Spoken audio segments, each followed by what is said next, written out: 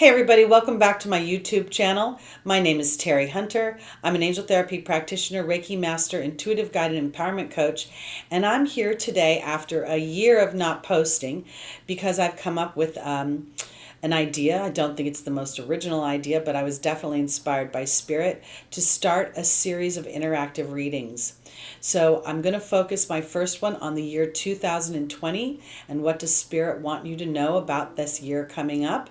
I'll also be doing readings on love, readings on career, and all sorts of things where you will participate. You'll allow your intuitions to guide you as to which reading is resonating with you prior to listening to it. So you may want to take a few minutes to meditate or to just commune with God, take a look at the clock and see if the number pops out at you. And if so, that was the one meant for you. So I have pre-pulled the cards for to be expeditious. I'm going to use 3 different decks. The first is Messages from Your Angels by Doreen Virtue. The second 2 are by Colette Baron Reed. One is The Legend of Avalon and the other is The Enchanted Map. So I'm going to start with group number 1 now. In our foundational position, I do a 4-card spread. So the first position represents the foundation. And what we have here is the angel Aurora. Aurora is saying for group number 1, you're flying right high right now. Don't descend. It may threaten others, but continue on.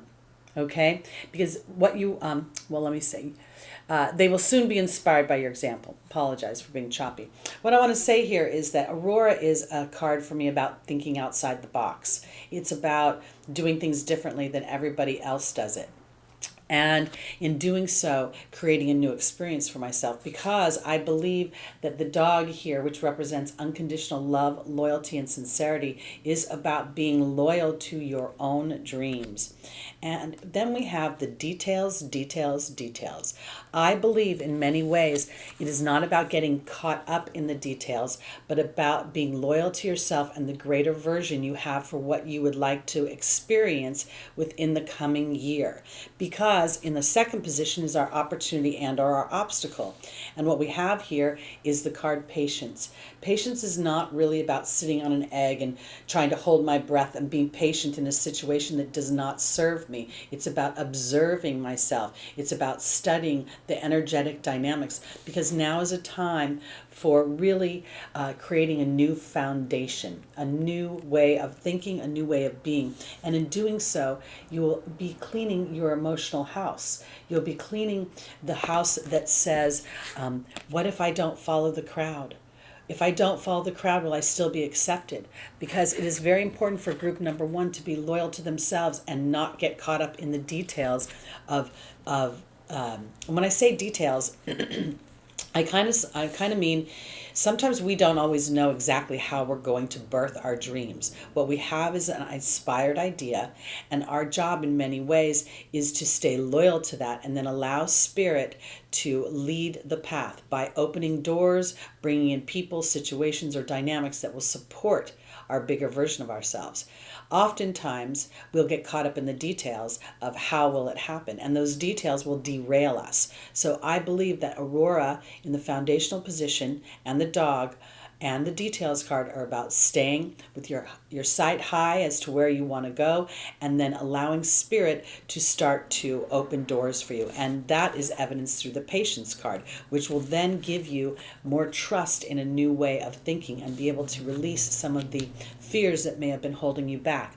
Because I say this because in the Angel's Advice we have Caressa. Caressa says that you are at the end of a life cycle and that new happiness awaits you, and to turn over whatever doubt, trepidation, fears, hurts that you have over to Spirit while you go through this transition, because this last 2018 and 2019 were all about the truth of our souls, the truth of our hearts.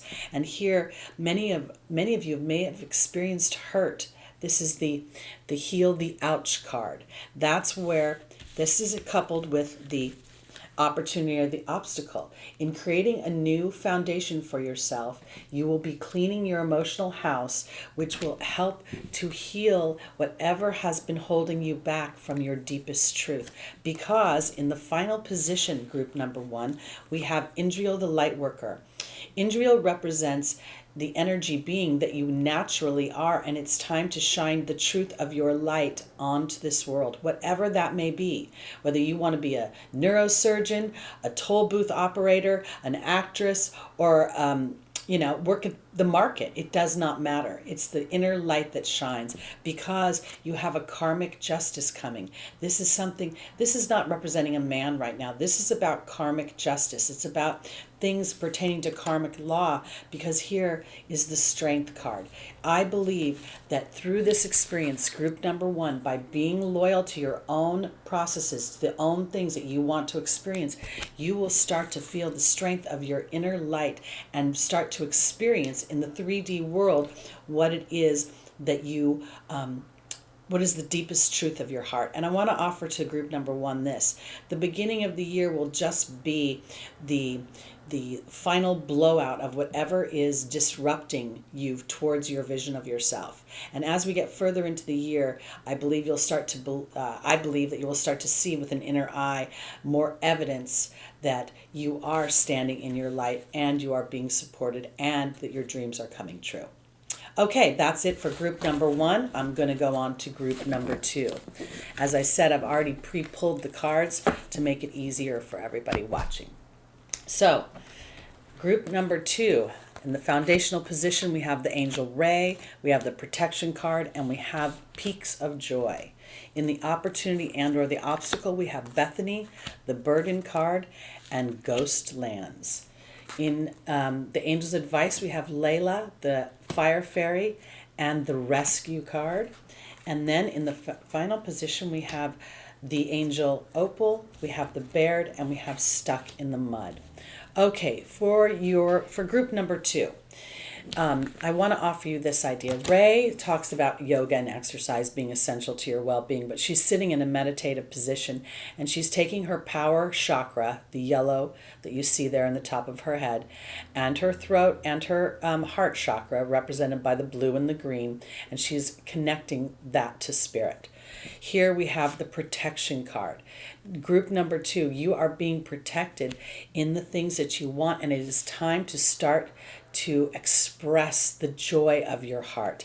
I feel a little bit, as I look into the second position, that the people in group number 2 have a challenge taking care of themselves. And I don't mean this in a physical way, like showering and taking care of your monthly needs or your physical needs. I feel like this is more of you've been giving up your power to others, because Bethany is a card of self-care.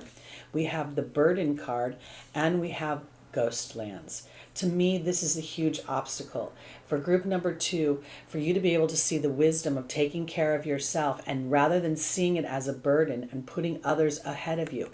Because in the Angel's Advice, we have Layla, which represents spending time in nature to connect with God and the angels, so they can use nature to give you signs and omens that you're being cared for. We have the Fire Fairy, which is very much akin to Peaks of Joy, where I think for group number 2, what this is meaning, the angels are asking you to be optimistic in the way you're looking towards your future, rather than feeling the burdens of what your obligations are that are being given to you by others. I'm sorry, I'm so weird with the cards.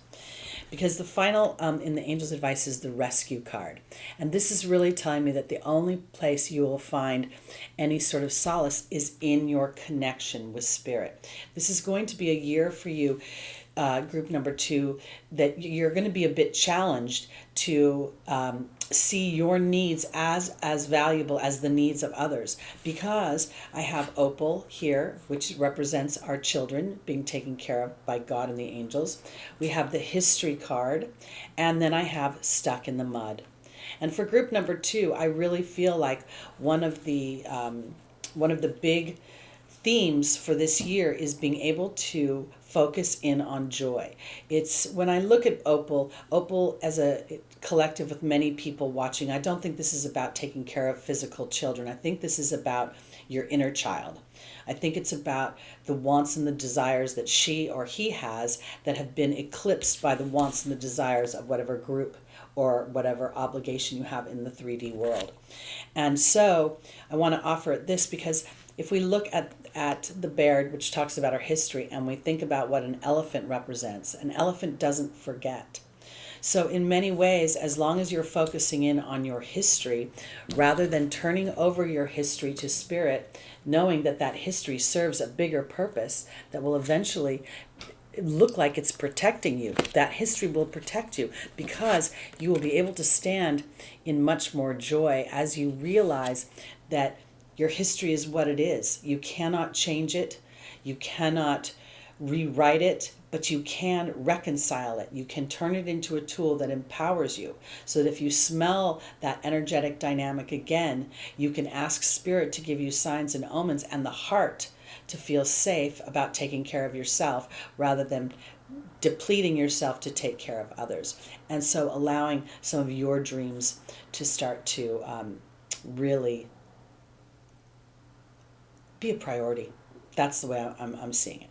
So that's what 2020, that is the theme for group number 2, to see the value of their own dreams and desires, to in some ways be more balanced in their in what you do for others and what you do for yourself. Because I feel like even in the contemplation of others, you may not actually be acting out certain things for others, but the obligation you feel to have to do that and the resistance you feel is what I feel is the theme. And as you turn it over to spirit, you'll start to see them moving some of these obstacles away, and then you will no longer feel stuck in the mud. And the mud would be the mud of my thoughts, the mud that I can't get out of. Okay, let's go on to group number 3. In our first position, we have Adriana and the love card and spark. In the second position, we have Xana, the wealth card, and dragon's lair. We have in the third position movement, or Celeste, the angel Celeste, the swan, and the movement card. And in the final position, we have Rosetta, the novice, and coming apart. Okay, for group 3, Adriana says she's leading you towards the answers to your prayers, to your dreams and your desires, and to please follow those subtle yearnings that you're having. Here is the love card, and here is the spark card. I want to say this. For group number 3, I actually believe that you will fall in love with yourself and your life more this year than you have before. As I said earlier, I'm not sure if I did it in the intro or in group number 1, 2018 and 2019 have been 2 years that was really bubbling up whatever imbalances were not authentic to the soul's path in this physical experience. And so as you've allowed for this disruption, I believe you're going to feel more love not only for yourself but for your life in general. Because in the opportunity of the obstacle, we have Xana, the angel of protection. We have the wealth card, which for me is harmonious wealth. It's where I'm feeling and thriving in all the facets of my body, my physical body, my mental body, my emotional body, my spiritual body, my physical or my intimate body, my financial body, all the facets that make up the human experience. And here's interesting because we have the dragon's lair as the final card. And for me, the dragon represents power and strength. It represents cool heads prevailing. And in many ways, I feel like when I look at the dragon's lair coupled with the protection card and the wealth card, it feels like this is something that's being offered from a solid perspective. It's an opportunity that the group number 3 has actually karmically designed to experience. So it's part of your natural life path. Because we have in the angel's advice, I have the angel Celeste, which talks about a happy move to a new home or a place of employment, which may be true for many of you. But more so, it represents a shift in my thinking. Because you can put me anywhere on the planet, and I think a certain way, and I'm going to take my actions based on those beliefs. Then we have the swan, which is the transformation into my trusting my intuitive gifts. That's in relation to Xana, to the wealth card, to the dragon.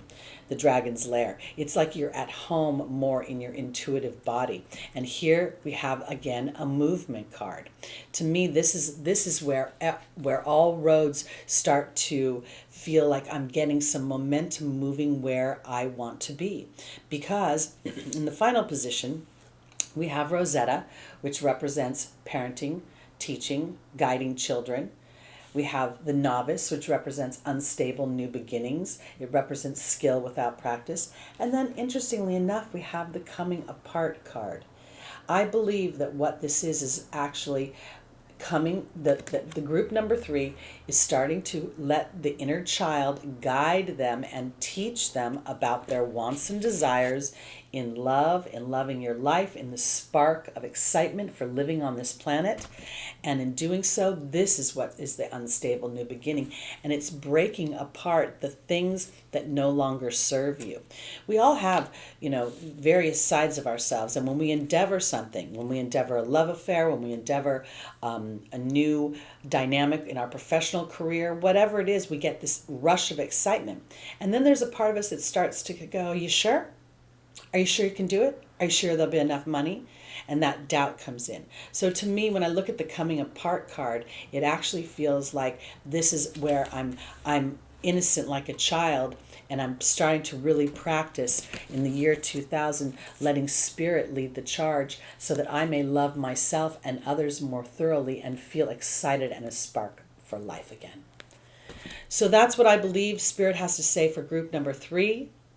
That's it for today. Again, these are main themes for the year 2020.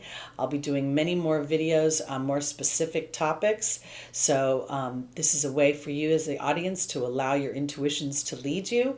You're always welcome to watch all 3.